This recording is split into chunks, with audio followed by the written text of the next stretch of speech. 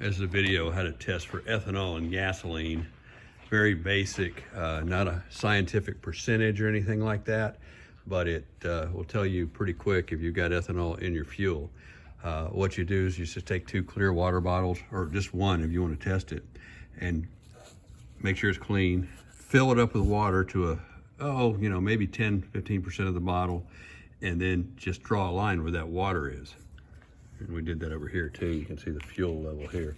So what this is non-ethanol fuel that we buy, fill this entire rig of a truck up, both its 80-gallon tanks and the 110 one on the back there, to fuel all these cars in this collection, because we are in Dallas, and Dallas is an ethanol fuel area. And the ethanol fuel just absolutely tears these cars to bits when you let it sit. If you drive them every day, it's not a problem, but if you let them sit, it's a problem. So this one's a little cloudy because I didn't let it sit very long, but it gives you a quick test. You can see already, just instantly, it's grown. So the fuel is going, and it's going to get higher too. So this is the gas I just bought at 7-Eleven when I just put some gas in my driver Ford pickup. And so you can see, and it also has that murky. When you first shake this up, it's not as murky. So that's going to give you a quick look. And so if you measured that out, I mean, there's a scientific way to get exact, and you can get your 10-15% ethanol, but this is just basically, so I want to make sure we're buying gas and we're not getting ripped off. They say it's non-ethanol. I want to make sure, and it certainly is non-ethanol. This right here this is actually 93. I bought it at 7-Eleven, just the corner store right by my building.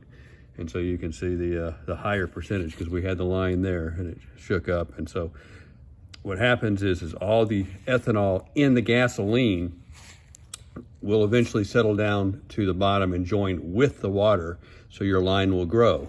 So if there's no ethanol in the gasoline, that's where the line was started for the water, it will not grow. It's an interesting test, and you can almost immediately, when you do it, tell instantly, because you can go, oh wow, look at this. And if you've got a good solid source of non-ethanol fuel to show the other tests, you go, wow, it really stays pretty separated, as to where the ethanol fuel just kind of mixes the water all in there. And eventually it's going to grow. And this is supposed to be 10% ethanol fuel.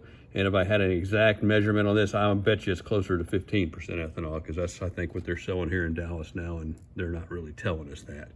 But so ethanol fuel is not good on cars when it sits, because what happens is exactly what you're seeing here. Any of this water or ethanol, or that is alcohol based, is going to settle to the bottom of your gas tank.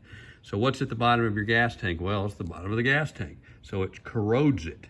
And you also have fuel lines. They're round. So the bottom of the fuel line on the 10% more 15% of the bottom of it's going to get corroded. You got fuel injectors, they get corroded. You got carburetors, the whole bottom of those get corroded. So that's what ethanol fuel does, and why it's so deadly to classic cars, or any car. Your newer cars have a lot of stainless steel gas tanks, because they're running the E85 stuff and things that do help, but it's not totally corrosion proof. It just helps a lot more. But if you drive the car every day, it's fine.